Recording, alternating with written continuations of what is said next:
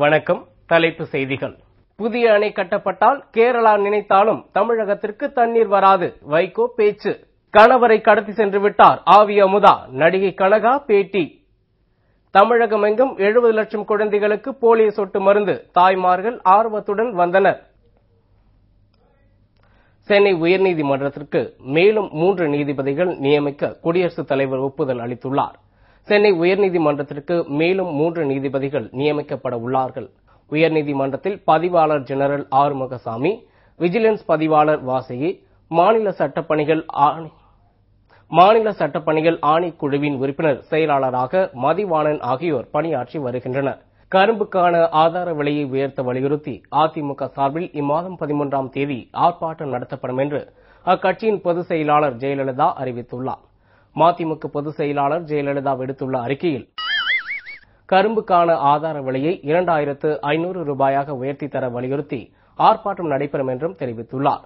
இந்த ஆர்ப்பாட்டம் இம்மாதம் 13ஆம் தேதி விழுப்புரத்தில் நடைபெறும் என்றும் அதிமுகவினரும் விவசாயிகளும் பெருமளவில் இந்த ஆர்ப்பாட்டத்தில் கலந்து கொள்ள வேண்டும் என்றும் ஜெயலலிதா கேட்டுக் கொண்டுள்ளார். இடைவேளைக்கு பிறகு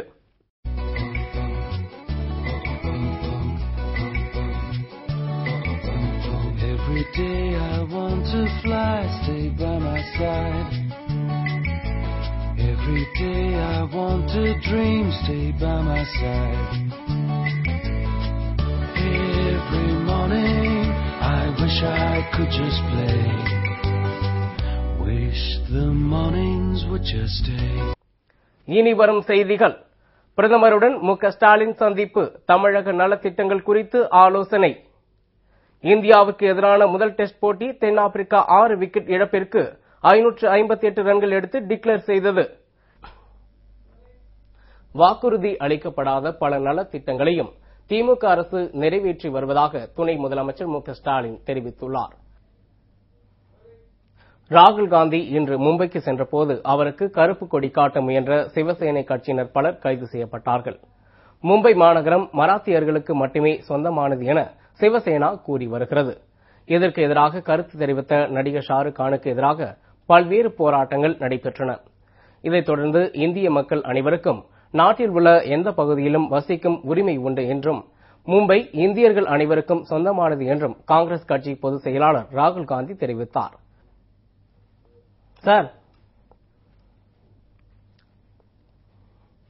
விமானத்தில் வந்திறங்கிய ராகுல் காந்தி பின்னர் ஒரு ஹெலிகாப்டர் மூலம் ஜூகு பகுதிக்கு சென்றார். காவல்துறையினர் பலத்த பாதுகாப்பு ஏற்பாடுகள் செய்திருந்தார்கள். அந்த பாதுகாப்பையும் மீறி ஆர்ப்பாட்டம் நடத்த சிவசேனை தொண்டர்கள் முயன்றபோது அவர்களுக்கும் காவல்துறையினருக்கும் தள்ளுமுள்ளு ஏற்பட்டது. ராகுல் காந்தியின் மும்பை வருகை இன்று அங்கு பெரும் பரபரப்பை ஏற்படுத்தியுள்ளது. தங்களின் மும்பை மராத்தியருக்கே சொந்தம் என்ற கருத்துக்கு எதிர்ப்பு தெரிவிக்கும் ராகுல் காந்திக்கு எதிராக கருப்பு கொடி காட்டும் போராட்டத்தை நடத்தப் போவதாக சிவசேனா தலைவர் பால் தாக்கரே அறிவித்துள்ளார். நடபாதையில் உட்காராத, கொஞ்சம் நவுந்து உட்கார்றா. என்ன கொடுமை சார் இது. புதுவை சட்டப்பேரவையின் பட்ஜெட் கூட்டத்தொடர் வரும் 17ஆம் தேதி தொடங்க உள்ளது. புதுவை அமைச்சரவைக் கூட்டம் முதலமைச்சர் வைத்தியலிங்கம் தலைமையில் நடைபெற்றது.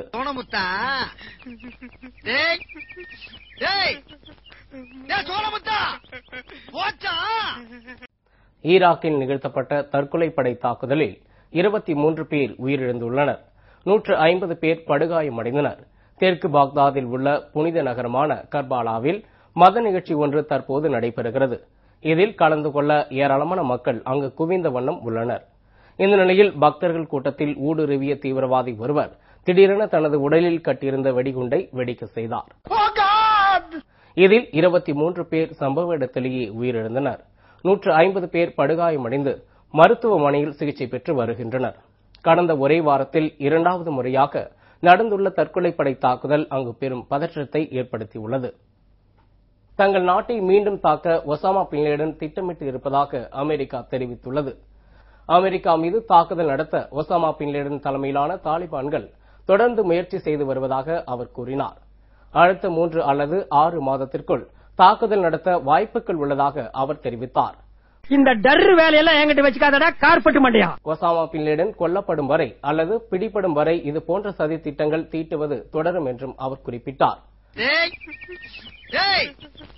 அல் கொய்தா தீவிரவாதிகள் சிலர் அமெரிக்காவில் ஊடுருவி உள்ளனர் என்றும் இவர்கள் மூலம் தங்கள் நாட்டில் உயிரிழப்புகளை ஏற்படுத்தும் வகையிலும் பொருளாதாரத்தை சீர்குலைக்கும் வகையிலும் தாக்குதல்களை நடத்த ஒசாமா திட்டமிட்டு இருப்பதாக லியோன் வானெட்டா கூறினார். ஆஸ்திரேலியாவில்